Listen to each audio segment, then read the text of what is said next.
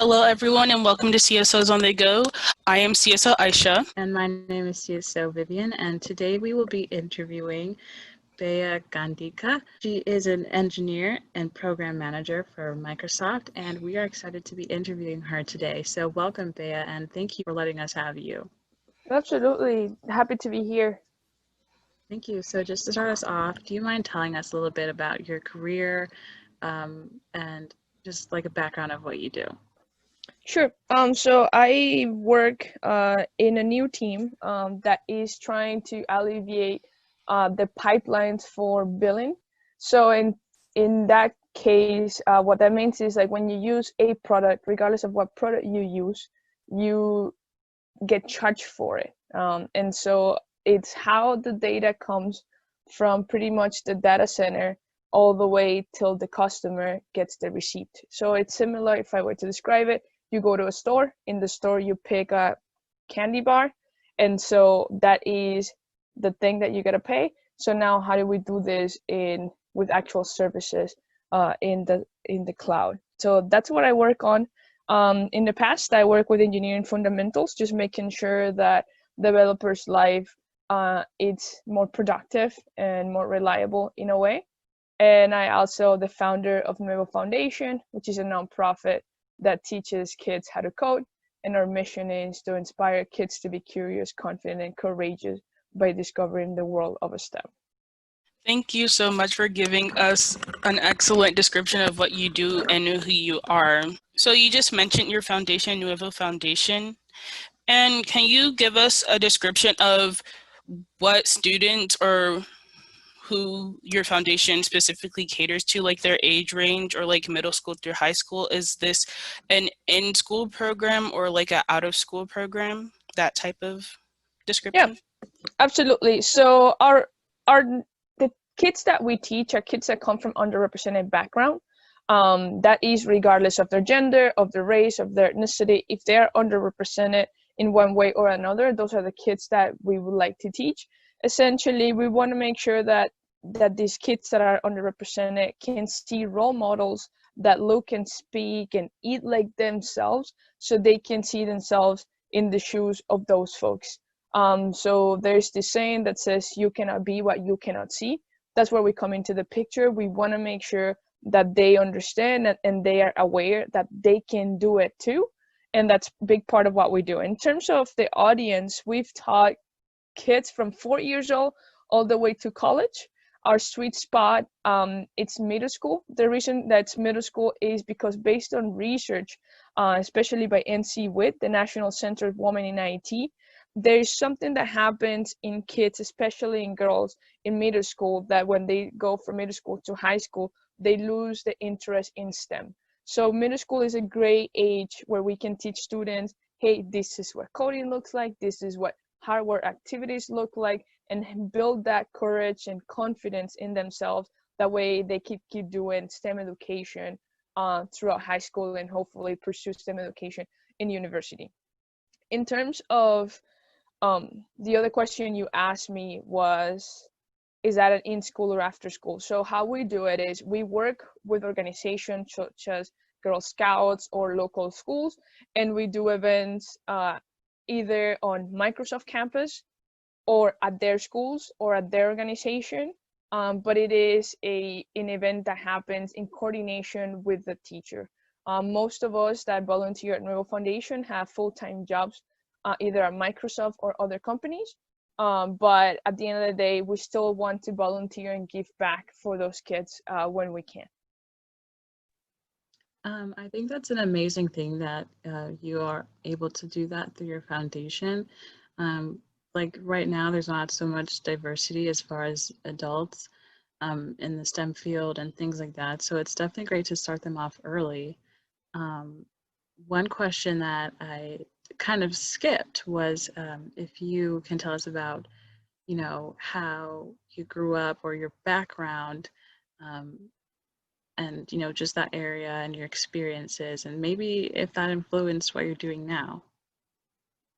Sure, I'm from Venezuela, so I grew up there, and one of the things that I'm very appreciative of my childhood was both of my grandmas were teachers.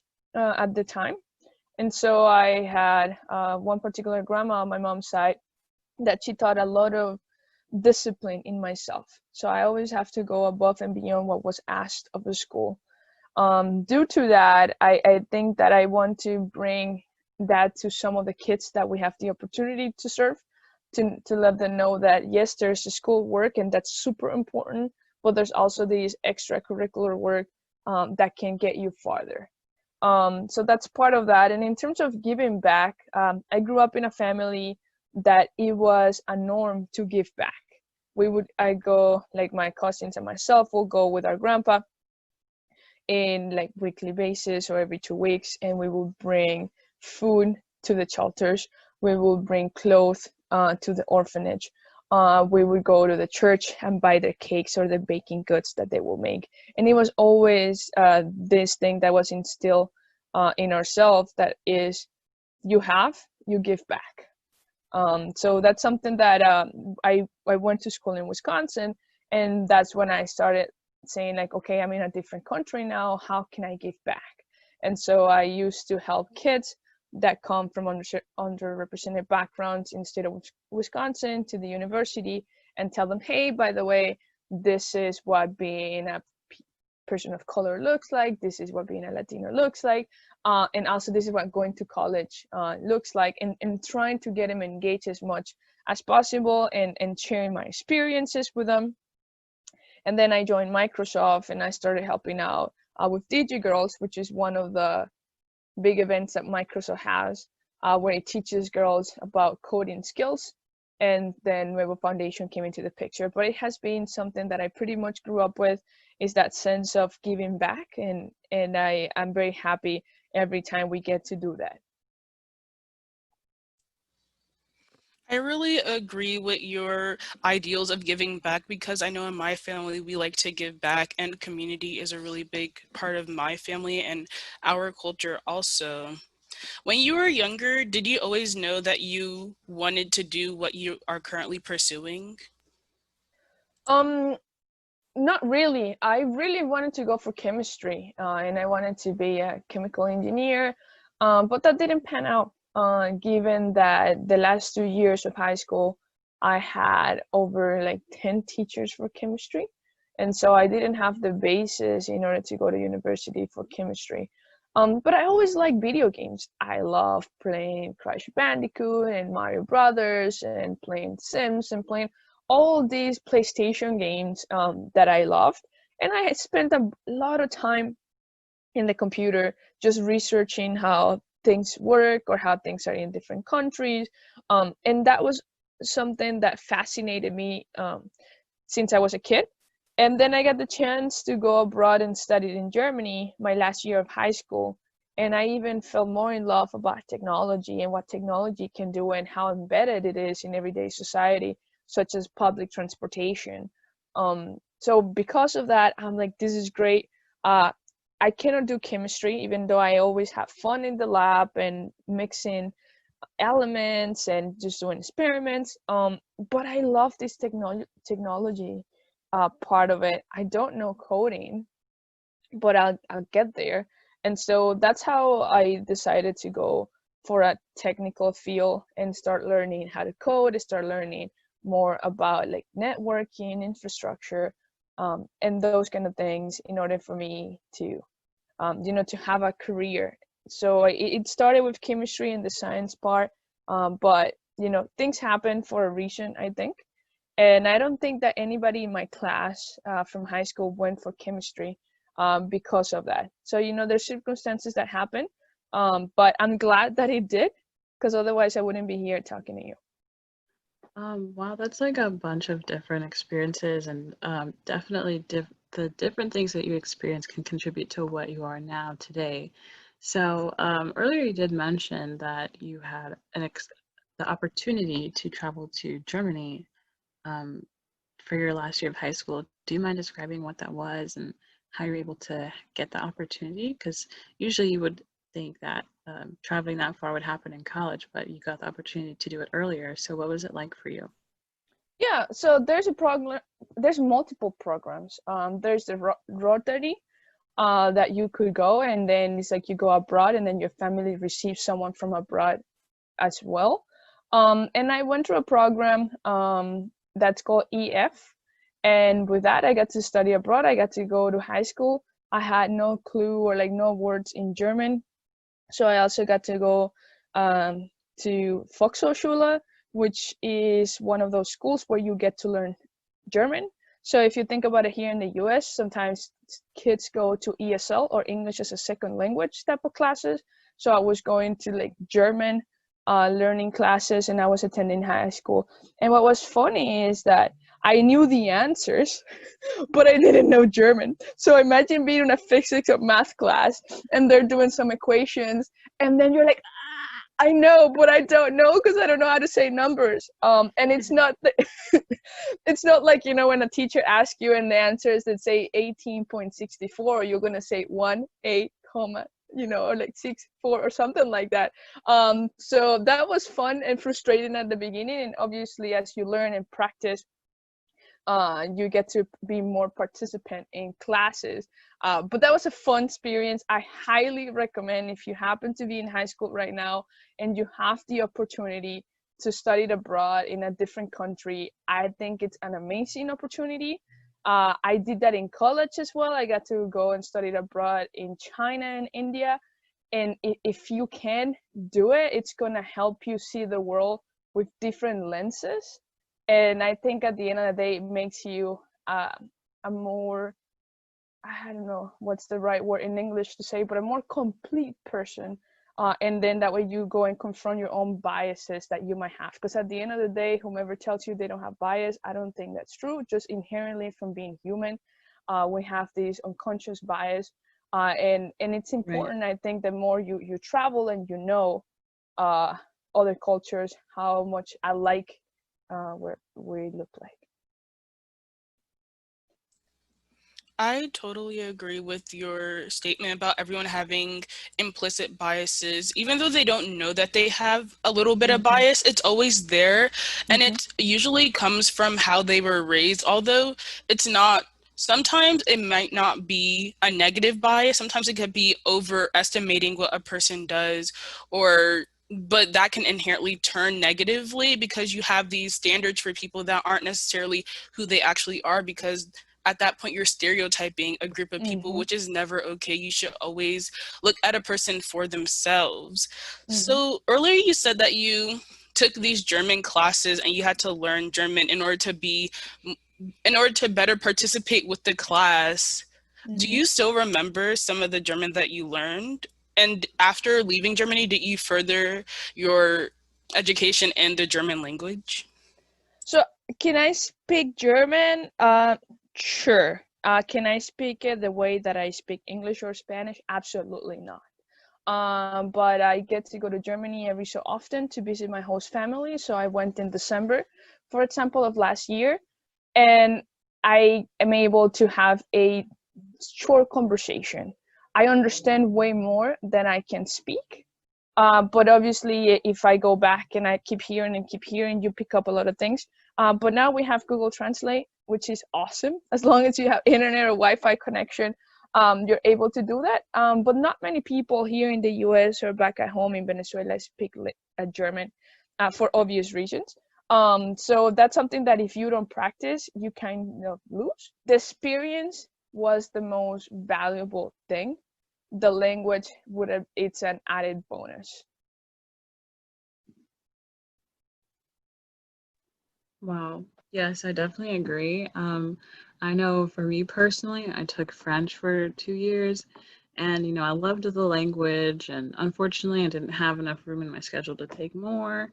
But I know that if I went to France, I probably would not, I would be embarrassing myself trying to speak French, but definitely I would still enjoy the experience, and just being able to see that culture. And I thought it was really, really impressive that you were able to visit places like China and India. Like, that's not something that you get to do every single day. So I would definitely look into those things. So yes. And it opens opportunities, that you never know. And having friends from all over the world and different upbringings, it's always useful. Right, right, definitely.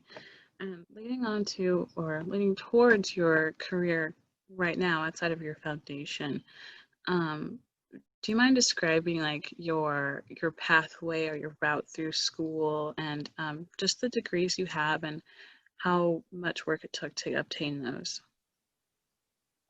Sure. So I got to go to school in Wisconsin. I don't know how much you know about Venezuela, but since pretty much 1999, when the new government got into power, the country has been in decline. And it's very tough to speak about Venezuela without speaking about politics. So because of that happened, I couldn't go back and study in my home country um, to go for my career. So I thankfully, because of academic outstanding, and I played basketball, I got scholarships in like 20 something universities, and I chose to go to Wisconsin. And there, it was very, very new.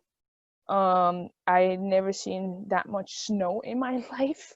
I thought knew snow in Germany, but Wisconsin is definitely something else. Wow. Yeah, and getting used to it, very different America or the US that I seen in Florida, which is typically where I used to go before moving to the US. And so it's just, you learn, but you make awesome friends. You go to classes, you learn this thing called coding, and you have absolutely no idea what that is. And you try and you try until you get it. I was able to secure 2 internships, CUNY Mutual, which is an insurance company in Madison, Wisconsin. And I had a ton of fun. I got to learn a lot, actually, like real life work in the side of IT and engineering a little bit. And then I got to study abroad. I did that in China, and then I got to do a research and got to visit universities in India.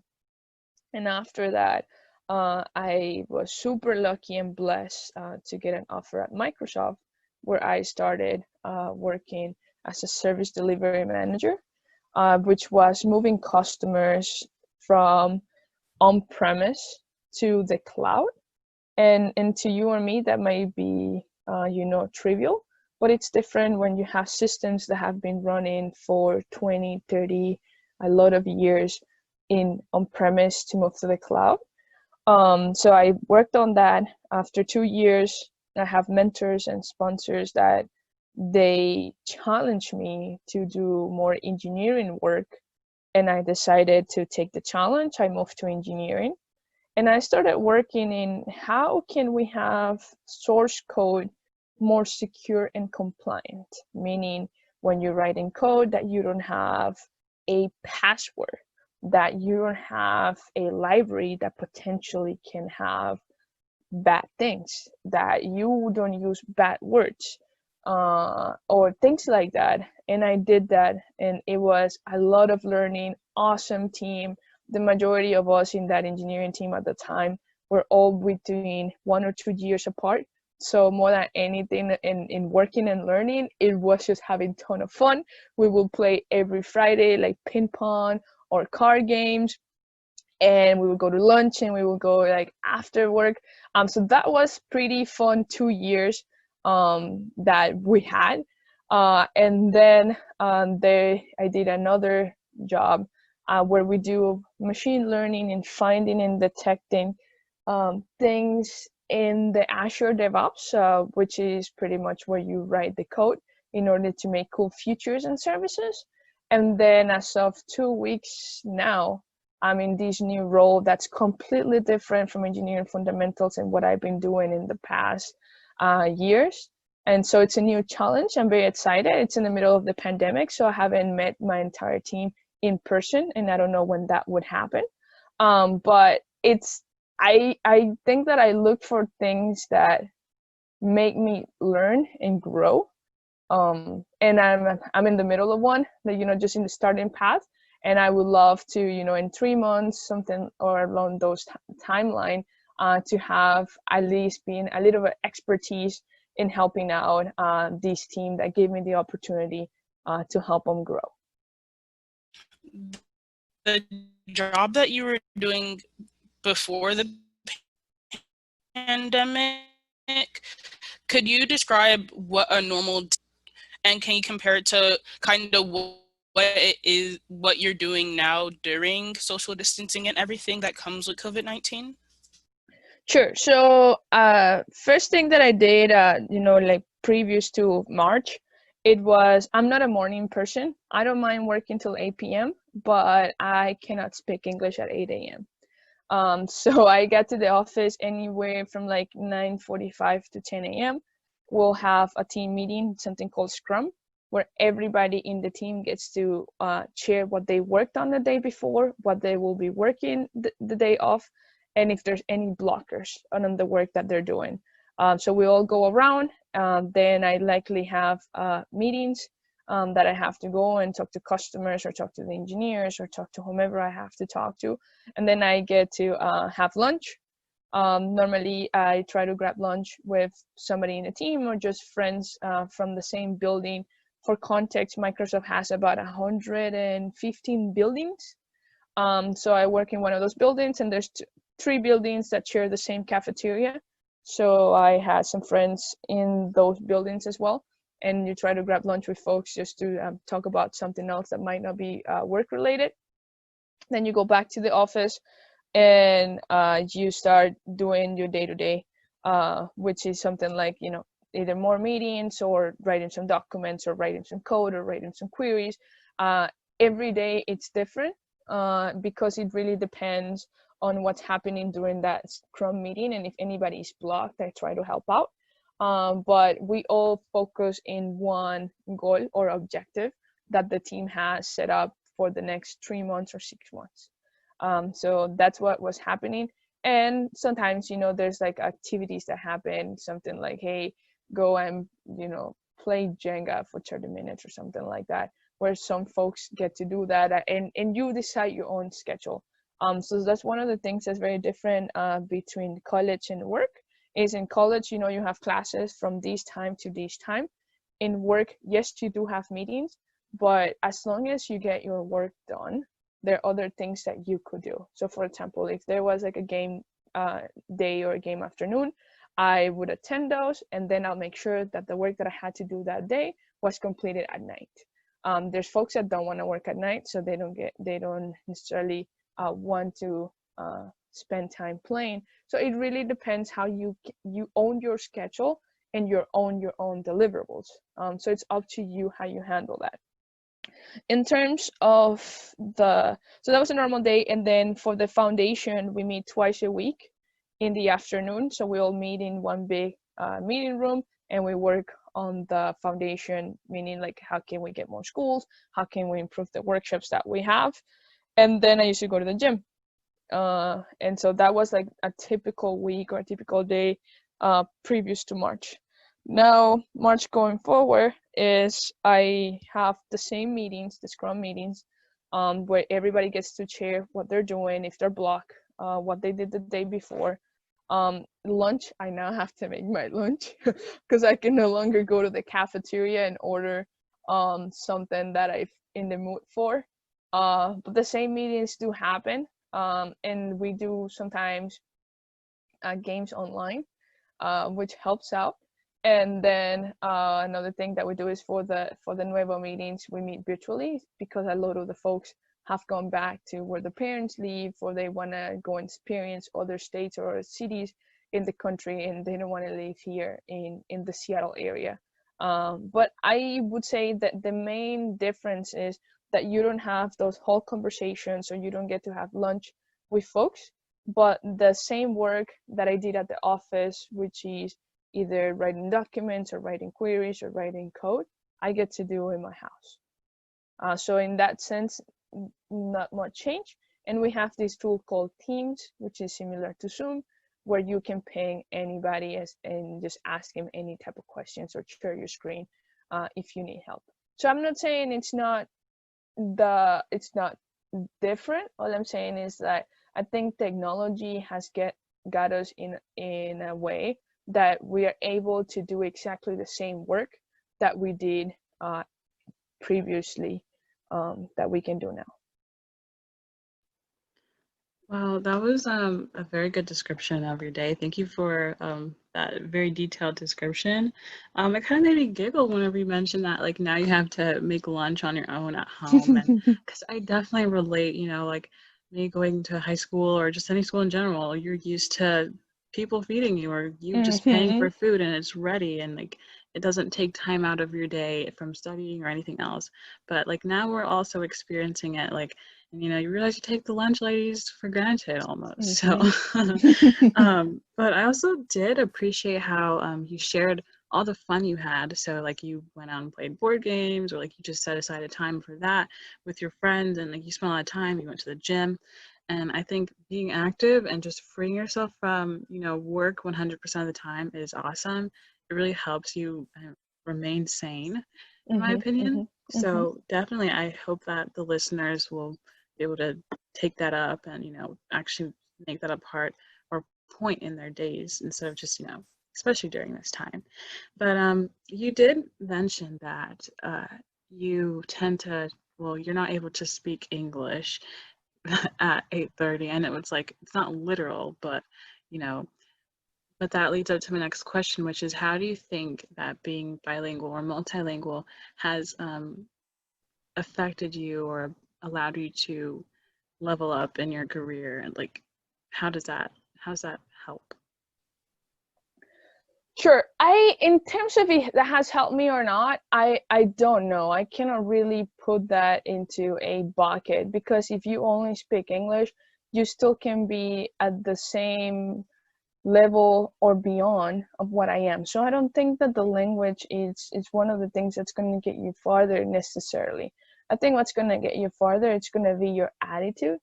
It's going to be your willingness to learn something new and your willingness to be a learn it all versus a know it all.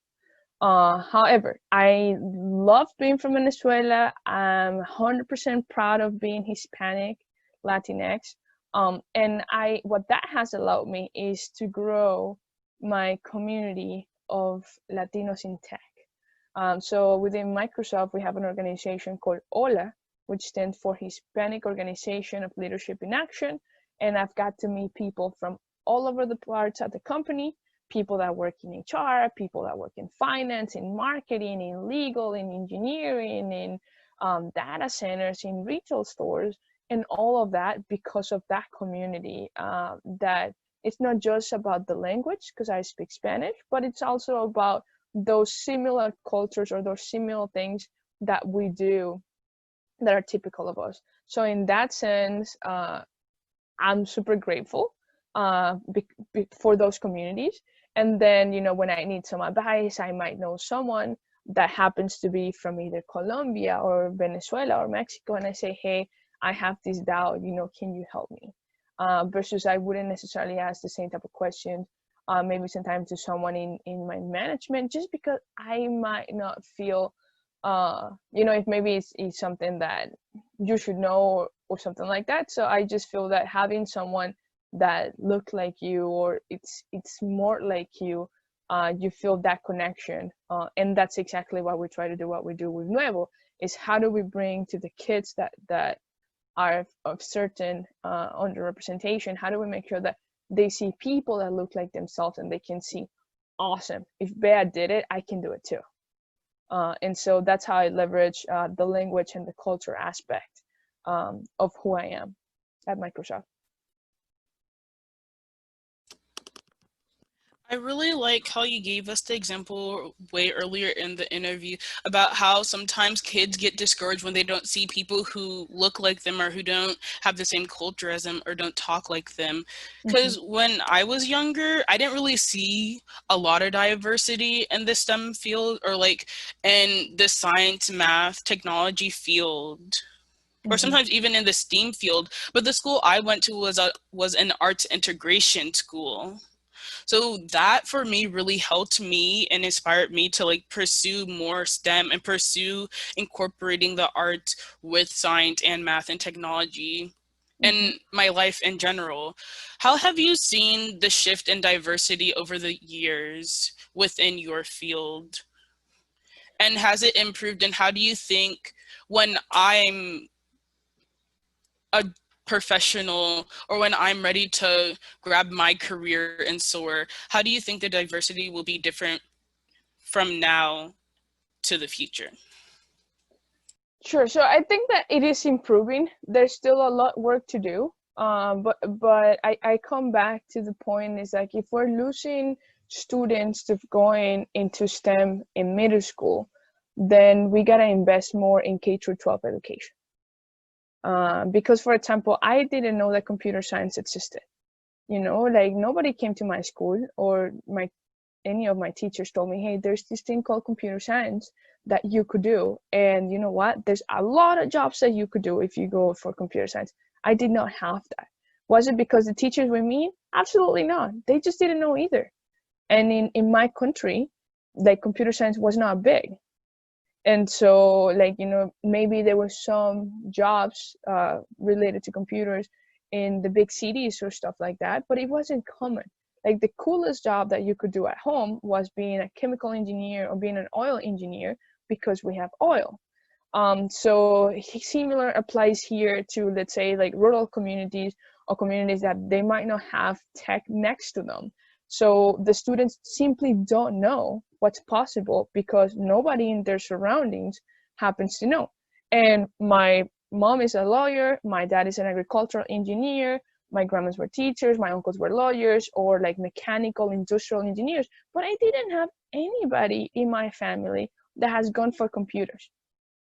So that is why, you know, it's so important to make kids aware. In terms of how I've seen throughout the years diversity changing at Microsoft, absolutely. You can check the numbers. The numbers are on the website in terms of how Microsoft has increased in terms of diversity and inclusion. Is it going to get better? Yes, absolutely. And I think there's a lot of things that we're doing and seeing more women into director levels and you know, in representation. There's still a long way to go, but I think we're making progress. And if all of us try to be that role model for your sister or for your cousins or for your friends, let's say, hey, I know you think what I do is like super nerdy and boring, but let me tell you what, this is what you can also do, and you can do this and you can do that. And how do you bring more people along your journey? And how do you make sure that those people don't see it as a nerdy thing? And if you're a nerd, then be it. That's cool. I wear glasses and I always was in the library and doing things in the computer. And you know what? That's me. That's who I am. Embrace it. You don't like it? That's fine. There's plenty of people that are going to be in the field. And if you're the type of person that plays sports, I play sports too. I love playing basketball. I love playing racquetball. So don't put yourself in a bucket necessarily, just because the tech is one of those fields that you can have your passion, whatever that is, and tie it to tech. So I don't know what else was about the question. Sorry about that. But I do know that you asked me about how diversity has improved. And I think it has, and I think there's still a long way to go. I agree. Thank you for answering, because there's definitely a lot of progress that we could be making for increasing diversity in STEM fields, tech fields. I'm just really happy with the responses that you're giving, and you know, just especially from your personal experience, it's really important to hear this. And yours is unique in general, or yes, it is unique because you're emphasizing that, you know, you don't have to stick in one box, like don't stay in a box. Mm-hmm. I too play sports, and you know, Nice. for me, I play volleyball, and for me, I Cool. think, you know, I get kind of concerned, like, wow, like, does my sports career really have to end just because I'll be going into STEM or something like that? So, and many other people probably think the same thing. So I'm just really happy. Like, this is really promising. It's Yeah, no, promising. and believe me, you don't have to stop playing once you get a job. So in big companies, I cannot speak of all the companies because I don't know. But big companies like Facebook, like Amazon, like Google, like Microsoft, there are little leagues. So there's teams that play volleyball. There's like a beach volleyball court also, and normal volleyball, and they play. There's ultimate frisbee, there's soccer, like any sports. They are groups and they get together based on what they like, and they do that. So for example, if you were to come to Microsoft, I can guarantee you that you're going to find people that love to play volleyball and that they play on weekly basis after work hours. So, and same with people that like to play board games, same with people that love flying drones, same with people that love building robots. You know, there's going to be people that like their own stuff, and there's people that are more on the artsy side that like, you know, dancing salsa or things like that. So you always find people, especially in big tech companies, that have the same passions that you might have or do the things that you like. Yes, thank you for expanding on that. So just to round up, we have maybe our last question is, if you had one piece of advice to give to me and my peers, students our age, maybe students like the people in your foundation from Nueva, what would that advice be? To me, I think that the biggest advice is try something new and find what your passion is. The reason of trying something new is because there's things that you might like that you have no idea. For example, we sometimes bring students from like 3 or 4 hours away from Seattle, and we bring them to Microsoft, and they have absolutely no idea what coding is, and they might not even want to try. But guess what? When they try it, the majority of students are like, this is awesome. I wrote my first line of code. And so, you know, and that's excellent, right? Because we want that. And there's other students that say, you know what, this is definitely not for me. And that's fine too, because you can do any other type of jobs also at tech companies. And the reason I dwell on the tech companies is because there's a large opportunity in terms of job openings and things for you to do internships and sort that tech companies offer. And find your passion is, I think when you do something with passion, you're willing to put the effort and willing to put your energy in getting better and doing something because you're happy. So I think those are the two things, and try. And, you know, and if you like it, and keep going, you know, keep expanding on it. And if you don't, no worries, you try. Now you can make a well-known decision because you try something and you really decided that, you know what, this is not for me. And that's okay too. So just try and go for it. There's a lot of opportunities in this world, and you can change the world. I 100% agree with that philosophy, because I myself try and apply it to my everyday life. Like sometimes I'll try things like the CSO program that I'm in right now. I am a chief science officer because I tried it out. Although I was unwary at first, I still tried it and I ended up liking it. And now I'm able to interview people like you and different people that don't necessarily look like myself or don't speak like how I speak. But at the end of the day, it helps me become a better person. It helps me become more well-rounded, and being able to learn about different things helps me ultimately in the end, and it allows me to help other people also. Absolutely. Thank you so much for coming to talk with us and give us so much advice and giving us so much outlook on the future, and possibly teaching us about the opportunities that we could take and apply to our lives to become better people and become better STEM ambassadors also. Yes, absolutely. thank you so much. Yes, appreciate it. Anything else, you know, you want to learn, if you're listening to this and you happen to be in high school or middle school, www.nuevofoundation.org. You can learn how to code. You can learn HTML, JavaScript, SQL. What else do we have? C# or like, you know, hardware activities. It's all free. It's all for you to go and experiment yourself. And if you like it, awesome. If you don't, send us feedback and how we can make it better. And you know, anything else you need, more than happy to be reached at. You know, at Bea Gandica, all socials. I'm more than happy to answer and help out as much as I can. Awesome. Thank you so much. So we can put that link in the description, the Nuevo Foundation, as well as your contact info. We're so grateful that you're open to more questions from our peers. So thank you so much. Absolutely. Appreciate it. Thank you, ladies, for doing this. Thank you. Thank you. My name's CSO Aishat. And my name is CSO Vivian. And that's the end of our adventure today. Thank you for listening to our show, CSOs on the Go. And we hope you're more in the know.